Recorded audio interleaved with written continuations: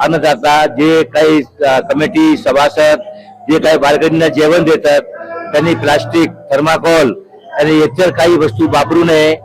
ज्याचे आम्ही आमच्या इथं जेवणाला सुपारीची पत्त्याची पत्रावळी ठेवली आहे, त्याची नैसर्गिक काहीतरी विदाउट केमिकल पत्रावळी त्यांनी वापरावे आणि त्याच्यात योग्य आहे ते जेवण त्यांना बालकांना द्यावे. त्याच्यात ही आमची एक विनंती. याचे सगळ्यांनी लक्षात घेऊन पुढच्या वर्षापासून त्या पत्रावळीवर लक्ष देणे की कोणतीही केमिकल वस्तू या थर्माकोलची या प्लास्टिकची कॅन्सर होण्यासाठी ते काही वापरायचे नाही.